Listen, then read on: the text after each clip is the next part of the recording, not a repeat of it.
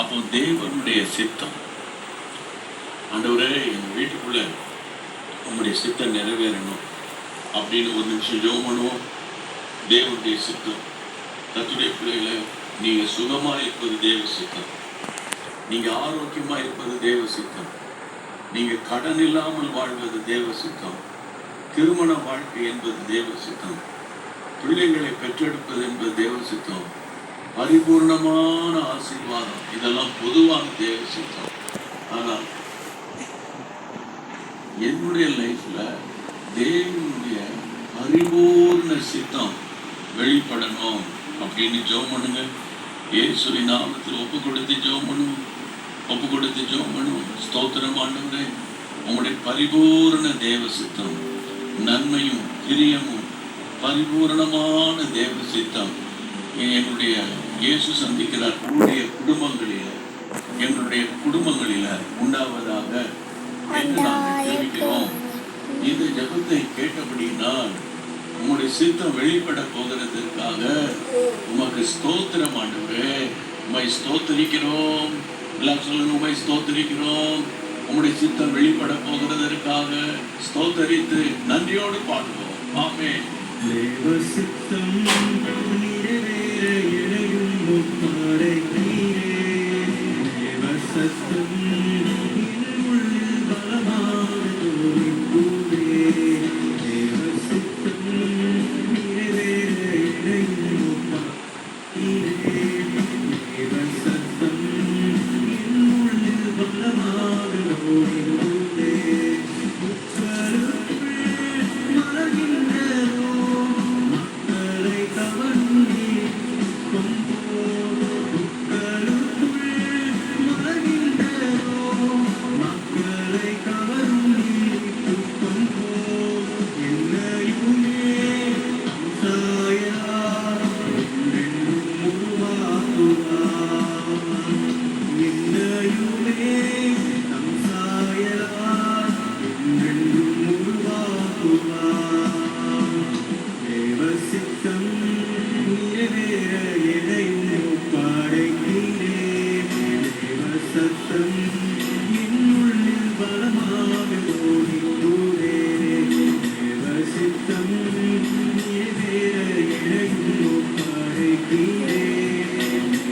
சத்தம் உள்ளில் பலமாக தோன்றிப்பூவே.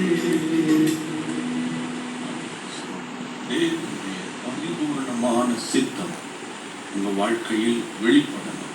அதான் இன்றைக்கு கர்த்தர் உங்களுக்கு சொல்லுகிற ஆசீர்வாதமான ஒரு வார்த்தை. 1 சாமுவேலின் புத்தகம் 15ஆம் அதிகாரம், 1 சாமுவேல் 15ஆம் அதிகாரத்தில் நீங்க வாசிக்க வேண்டிய வசனம், முதலாவது 2 வசனங்களை வாசிக்கலாம். பின்பு சாமுவேல் சவுலை நோக்கி இஸ்ரவேலராகிய தம்முடைய ஜனங்கள் மேல் ஜனத்தின் மேல் ராஜாவாக அபிஷேகம் பண்ணுகிறதற்கு கர்த்தர் என்னை அனுப்பினாரே. இப்போதும் கர்த்தருடைய வார்த்தையின் சத்தத்தை கேளும். சேனைகளின்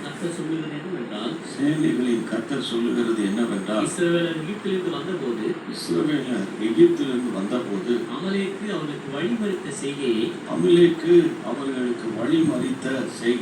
மனதிலே வைத்திருக்கிறேன், என்னுடைய மனதிலே வைத்திருக்கிறேன். இப்போது நீ போய் அமலேக்கை மடங்கடித்து எல்லாவற்றையும் சங்கரித்து அவன் மேல் இறக்கம் வைக்காமல் புருஷரையும் ஸ்திரீகளையும் பிள்ளைகளையும் குழந்தைகளையும் மாடுகளையும் ஆடுகளையும் ஒட்டகங்களையும் கழுதைகளையும் கொண்டு போட கடவாய் என்கிறார் என்று சொன்னான். ஆண்டவர் சவுல் ராஜாவோடு பேசுகிறார். வசனம் சொல்லுகிறது, கர்த்தருடைய பிள்ளைகளே, 2ஆம் வசனத்துல கர்த்தர் சொல்லுகிறது என்னவென்றால், இஸ்ரவேலர் எகிப்திலிருந்து வந்தபோது அமலேக்கு அவர்களுக்கு வழிமறி அவனுக்கு 3